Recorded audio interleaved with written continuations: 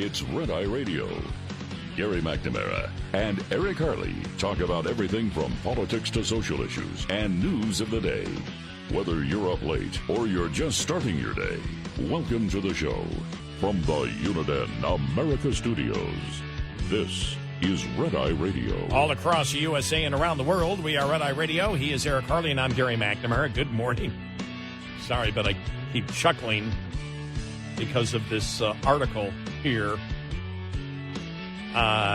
from the Free Beacon. NYU, New York University, hosts whites-only anti-racism workshop for public school parents.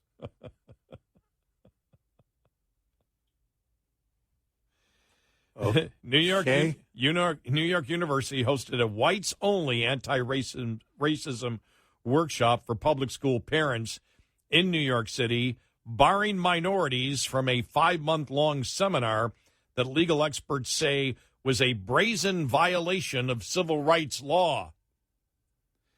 The all-white seminar, from integration to anti-racism, cost $360 to attend and met 6 times between February and June. Now, understand, these are liberals. Uh-huh. All right, these are liberals that are going to a whites-only anti-racism workshop. Mm-hmm. This, according to the description of the program that has since been scrubbed from the university's website without explanation. Organized by NYU's Steinhardt School of Education, the workshop was designed specifically for white public school parents committed to becoming anti-racist and building multiracial parent communities.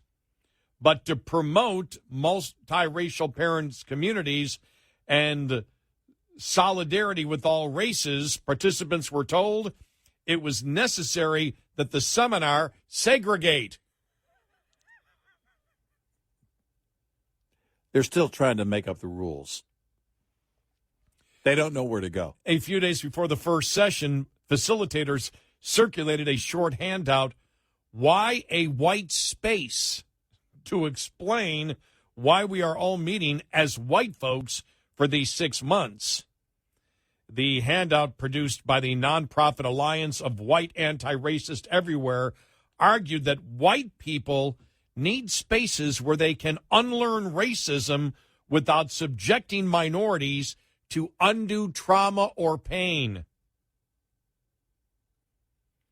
Facilitators reiterated this argument on day one of the seminar, audio and video of which was obtained by the Washington Free Beacon, when a parent questioned the premise of the workshop, saying it seemed a little counterintuitive to exclude minorities from an anti-racism seminar. Barbara Gross, the associate director of Steinhardt's Education Justice Research Group, assured her it was for their own good. People of...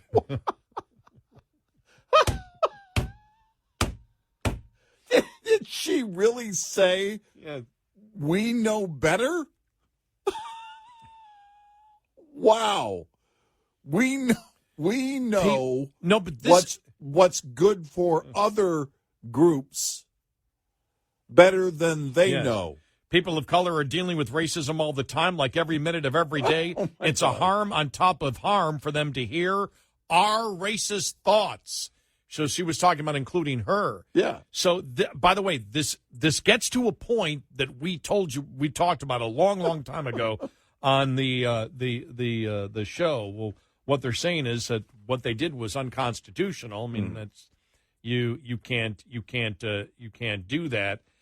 But here was the I want to get it here. I got to find the right one. The seminar is a fascinating study of how one group of white liberals guilt-tripped their way into segregation. Okay. Participants seemed petrified by the possibility that they could harm a person of color with a misplaced comment, a fear that made the whites-only training a kind of therapeutic refuge.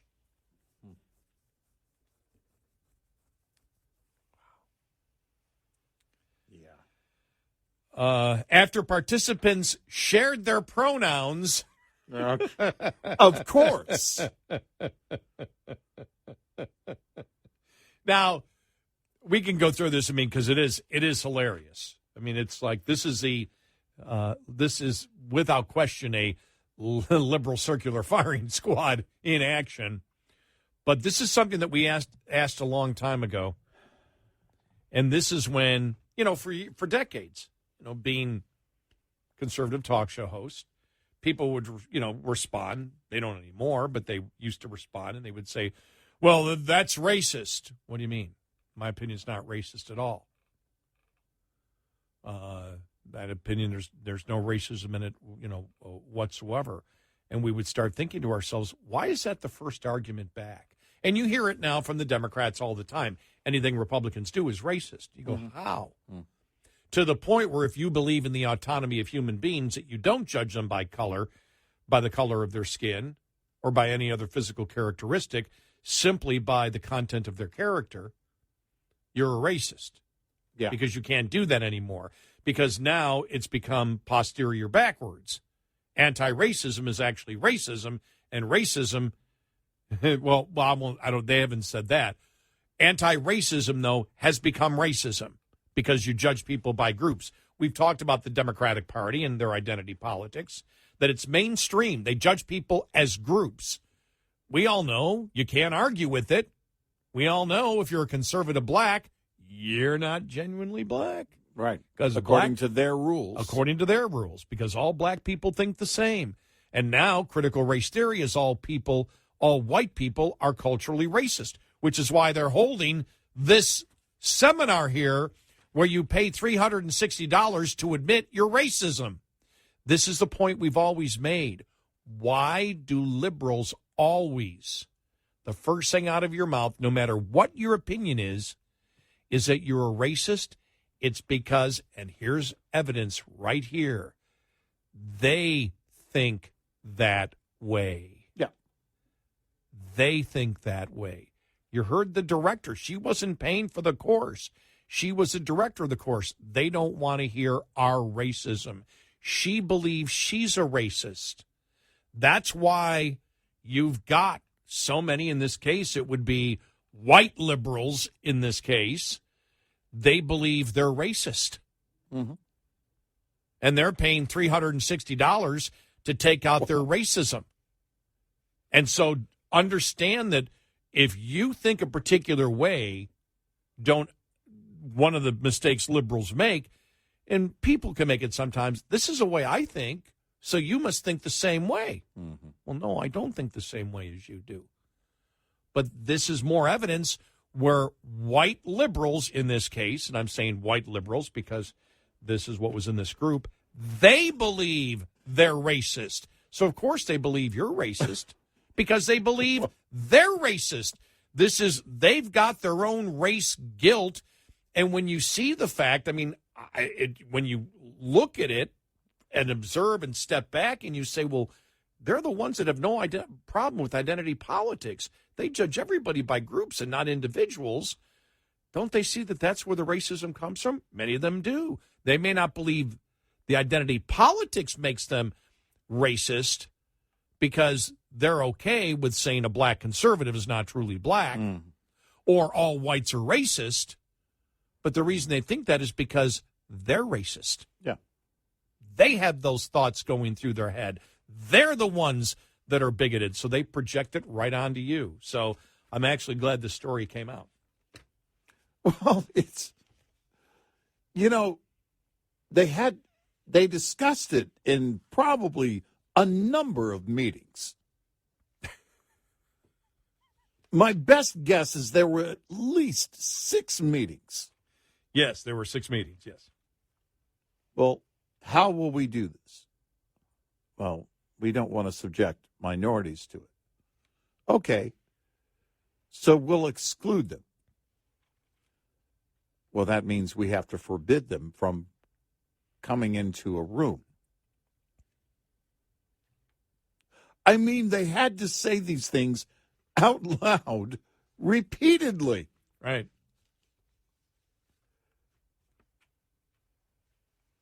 Wow. And think about it. Before they actually held the meeting, the assumption was we're all racist. Yeah. They didn't ask a person, what are your thoughts? How do you view it? It was, you're white, you're racist. Yeah. Oh, my God. Thank you so much. Thank you, NYU. And then the lawyers get a hold of it, and they erase us completely. You can't find it anymore because every civil rights lawyer said, oh, that's unconstitutional. You can't do that. That's against the law. That's against the law. That's against the law. Yeah, right. You can't do it. So they erase it. It appears nowhere now. But I'm glad it happened. I really am, because it's really important to understand the mind of the liberal in 2023. They believe they are racist. Yeah, that's why they believe. Do. That's why and if you disagree with them, you have to be more racist than they are. But down deep, they have racist guilt. Yeah. And there's the perfect example where the instructor talks about their racism, not by what they have said, but by the fact that their skin color is white. Yeah. Right. Not by their actions. Not by their actions. Not by the content of their character. Nope. But because they are white. Wow. Wow. That's insane. I know. And they were okay with doing it. Yeah. After all the meetings, all right, there's the plan. Wow. I can still remember when you and I were at the University of Missouri. Remember the riots that was going on? Oh, yeah. Wonder whatever happened to Carrot Top, the teacher or the professor. Remember Carrot Top? Yeah, I don't know. Remember she was screaming. But that's when the whole thing, remember, it was that, black spaces are needed and segregated dorms and everything else. And we're just like, and so now it's going full circle. Liberal whites want to be segregated. Liberal blacks wish to be segregated, right, because that's how you get to anti-racism, is segregation. Yeah, we're going to fix it. And they keep doing it. But this is exactly what they have been promoting for a number of years now. More segregation will fix it. But don't worry, the liberals say it'll be separate but equal. Yeah. Right. It's like what just happened? What just happened? I don't know.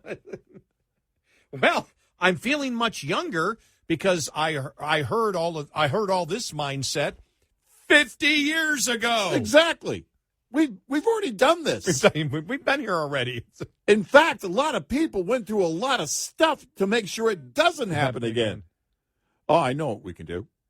We'll just separate by skin color. No.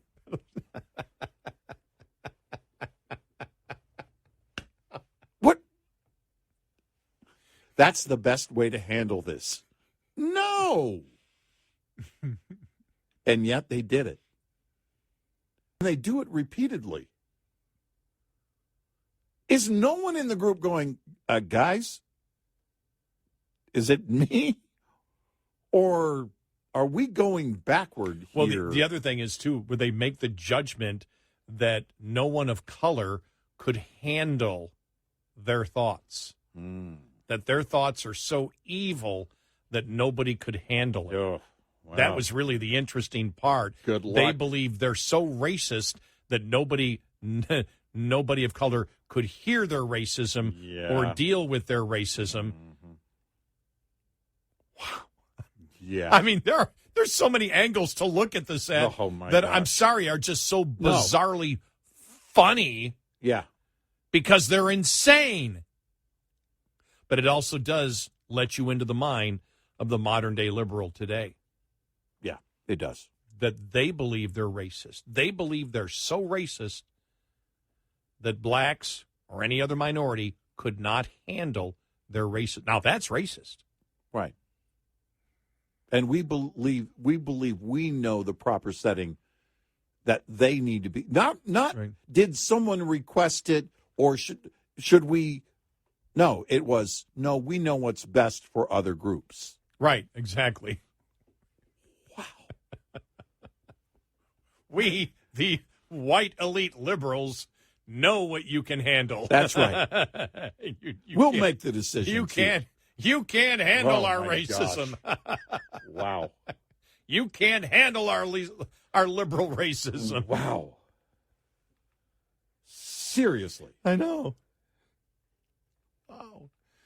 866-90-RED-EYE. A period of dryness continues in parts of the Corn Belt, despite recent rains on the far eastern and western boundaries. As USDA meteorologist Mark Pressburg points out, there's still been some lingering dryness in the area of Missouri, which they recently had some okay rainfall, but parts of Iowa going all the way up into Wisconsin and Michigan, still patchy dryness. Yet good news for some of those areas over the next week. A lot of rain right in the nation's midsection, and this is centered over Missouri, parts of southern Iowa, which can really use it. But a sharp cutoff means areas north will miss out on rain, such as northern Iowa and Minnesota, with some crops in the Red River Valley of the North needing moisture. Precipitation, however, is also expected in areas of the Southern Plains and Desert Southwest this week. I'm Rod Bain reporting for the U.S. Department of Agriculture in Washington, D.C. This report is made possible by Cenex Roadmaster XL Premium Diesel and Citgo Lubricants. Coming up, more with Gary McNamara and Eric Harley. It's Red Eye Radio.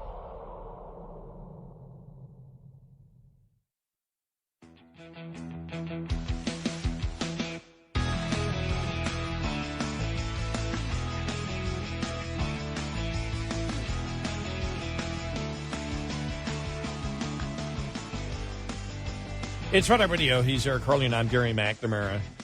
So I just saw this in Axios. Remember, they have a very liberal bent. Unsold electric cars are piling up on dealer lots.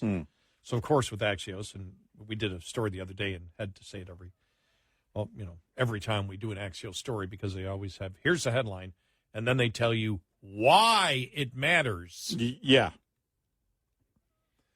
The growing mismatch between EV supply and demand is a sign that even though consumers are showing more interest in EVs, are still wary about purchasing one because of price or charging concerns. Mm-hmm.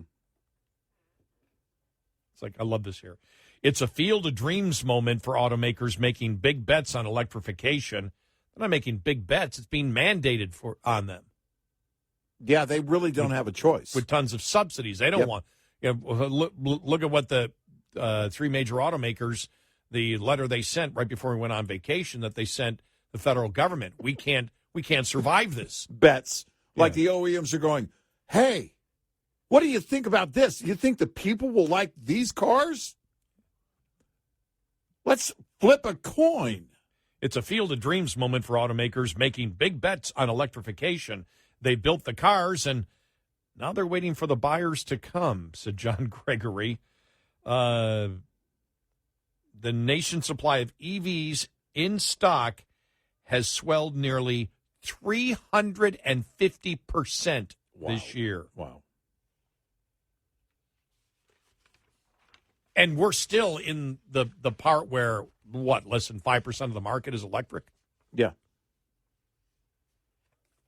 Yeah. And the California's talking about no gas vehicles by 2035. Well, it's inevitable. And what do?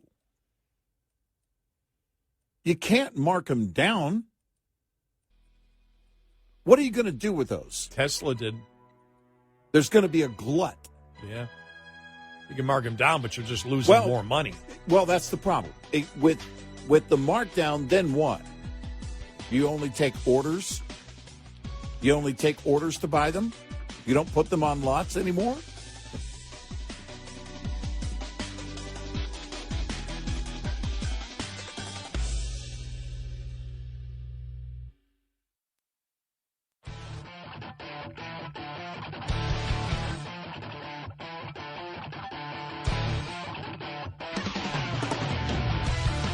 Consider yourself canceled if you don't listen nightly. Red Eye Radio. And he's Eric Carly, and I'm Gary McNamara, 86690 Red Eye. So Director Ray, FBI Director Ray, will be before the House Judiciary Committee today. Mm-hmm. Yeah. That's going to be interesting. Well, the one question is, the first question has to be, Comer said you denied the existence of the 1023. Is that true? Yeah. That they asked you about this document, and until they told you, we have the document, we've seen it, you didn't admit that it even existed. Why? Second question. Weiss says that it's part of the investigation. Now, we know you're with the FBI and technically not part of the attorney's office, but have you done, or do you know, have you done any investigation on this 1023 that you've known of, or within your scope of knowledge, did the investigation begin only after the whistleblower? Now, you'd want Weiss, but you're not going to get Weiss while he's still investigating. In all likelihood, that question would have to go to Merrick Garland. Yeah, I'm trying to put the timeline in order here as to, because Ray's behavior recently has really been, he's not going to divulge. Look, there's a lot he's not going to divulge. Right. But there's only so far he's going to go, and basically for him sitting there, it's kind of like a reverse fishing expedition. Because I don't think even he knows what the GOP may have altogether, or what they may have seen altogether. Here in Washington Examiner, the FBI initially denied that the document existed. Well, that was Ray, because there was direct communication. Mm-hmm. Ray eventually relented and allowed lawmakers to view a redacted version of the form, but not before House Republicans threatened to hold him in contempt of Congress. I wouldn't be surprised if they asked him the question. He would say, well, it's being investigated by the Department of Justice, so I'm not allowed to answer. I can't answer any questions because an investigation's going on. We're not asking you about the investigation. Right. We're asking you about your behavior. Got nothing to do with the investigation. That's being handled by Weiss. Why did you say it didn't exist? Right. Why did you not tell us the truth? Right. Wow.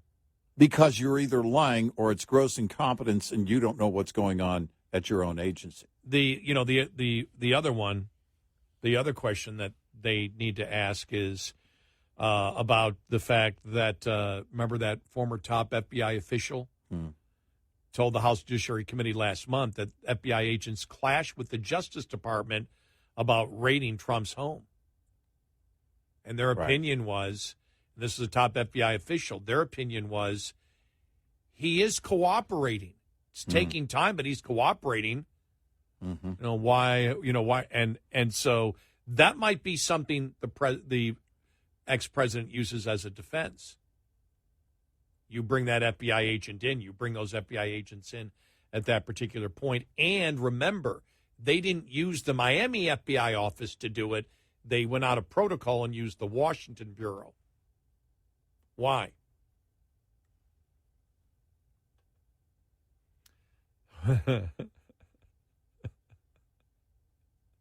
Why did the FBI, Washington Examiner has more questions, why did the FBI limit the number of witnesses who IRS investigators could contact during the Hunter Biden investigation?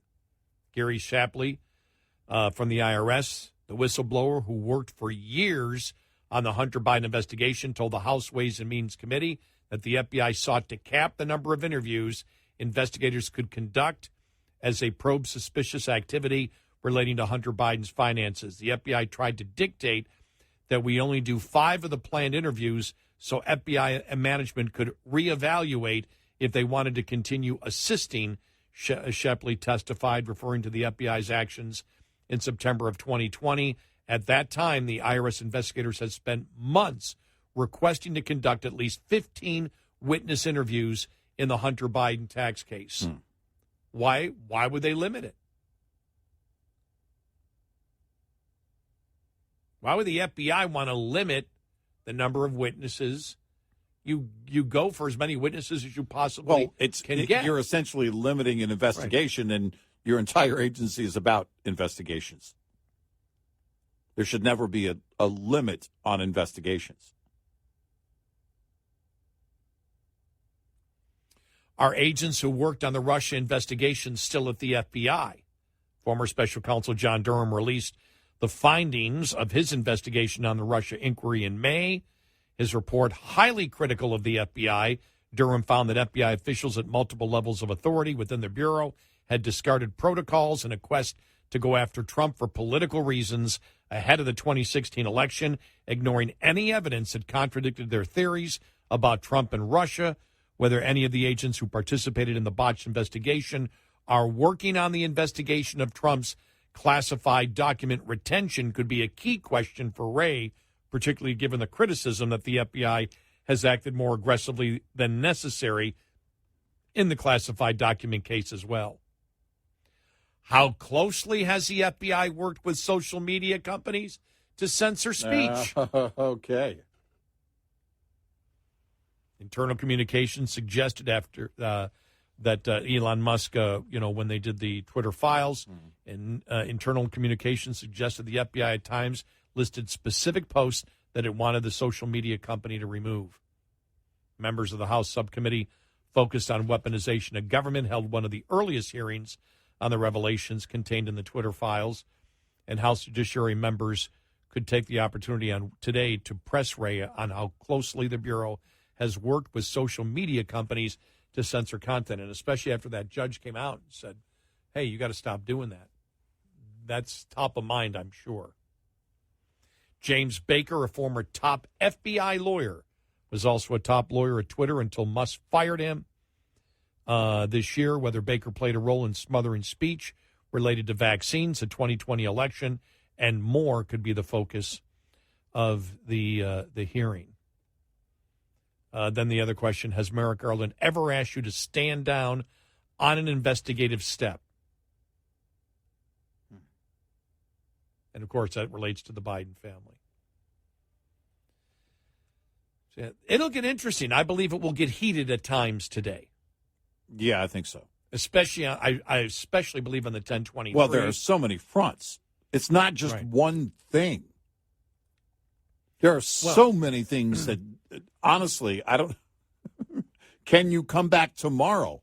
That has to be one of. Well, you think about it, and for example, we had talked earlier about Megan Rapinoe, who now believes that transgender women are real women and should be able to take the place of women on the soccer team now that she's conveniently retiring. But she's the one that said Dave Chappelle is the cause of all the violence. What violence? Right. And since you focus on violence there, and it's like, what specific acts are you talking about? Right. And so that's always big with Democrats. Republicans are looking and going, have you done anything to investigate any of the attacks on anti-abortion centers and churches?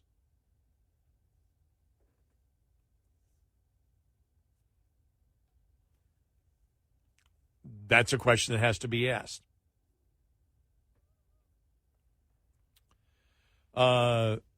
You have House Judiciary Committee Jim Jordan has criticized the FBI for a seemingly uneven allocation of resources for investigations or into incidents at abortion clinics versus anti-abortion crisis pregnancy centers. Catholic churches and anti-abortion facilities have faced rising attacks since the Supreme Court upended the federal the Dodds versus Jackson Women's Health Organization decision last year. But some victims of the attacks have complained about a lack of interest from the FBI, and few perpetrators have been caught. The CEO of a crisis pregnancy center in Buffalo, New York, told the Washington Examiner last year that the FBI had effectively brushed off any efforts to investigate the firebombing of his facility. For example, meanwhile, an anti-abortion activist involved in a minor physical altercation while protesting abortions at an abortion clinic in 2024 was arrested by Ray's FBI agents on serious charges of which he was later acquitted. And one FBI field office forced the Bureau to backtrack after issuing an internal memo that proposed spying on conservative church parishes to find evidence of extremism. I know Ray has said that that is wrong. He said that was wrong in testimony earlier this year. I was going to say they have addressed that. Yeah. I don't expect him to say anything differently on that issue.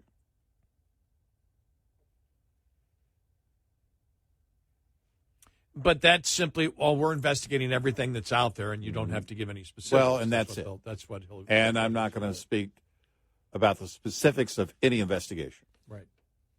You're going to hear that repeatedly throughout the day from him.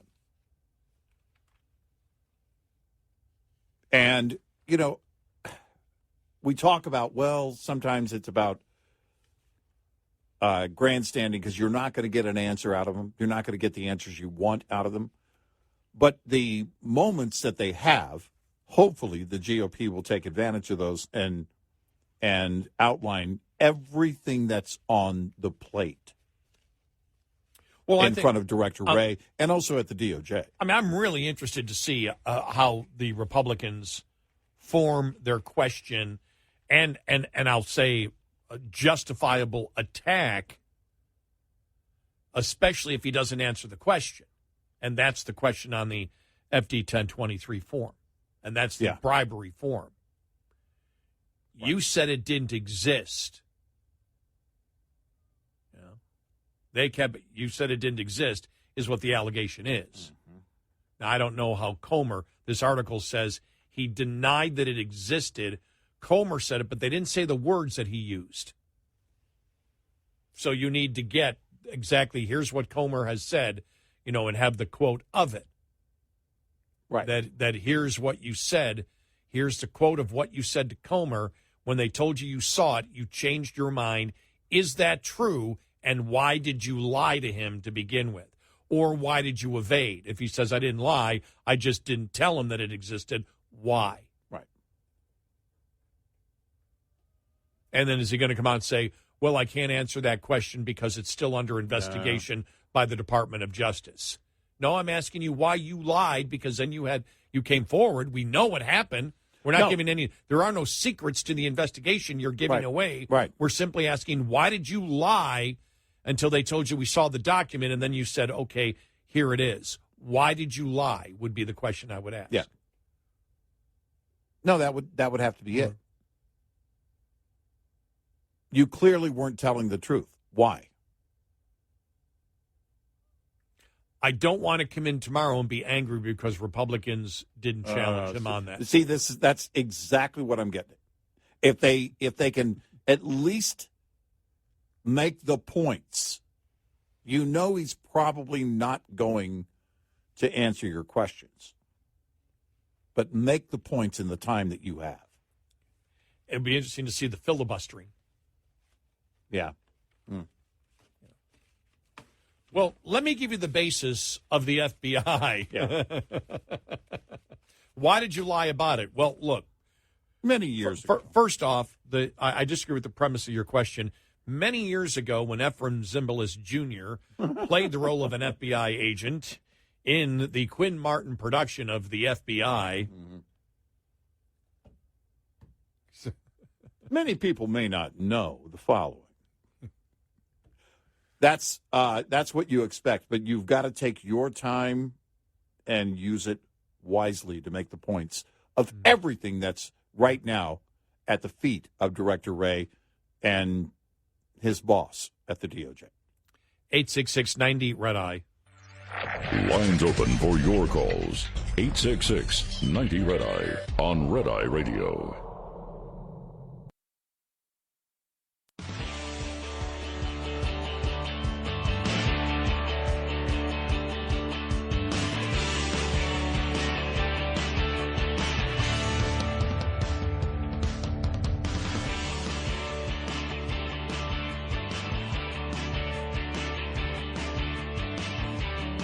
It's Red Eye Radio. He is Eric Harley, and I'm Gary McNamara. One bummer on the economy. Washington Post had this yesterday. Businesses are starting to cut workers' hours forcing hundreds of thousands of people into part-time roles in what could be an early warning sign for the economy. The number of people who work part-time but want to work full-time rose 452,000 in June, the biggest jump in more than 3 years. That would have been right in the middle of COVID. Yeah. Right. In all, 4.2 million people were employed part-time for economic reasons beyond their control. That's a 12% increase from last month. Oof. Yeah. And the summer's not over.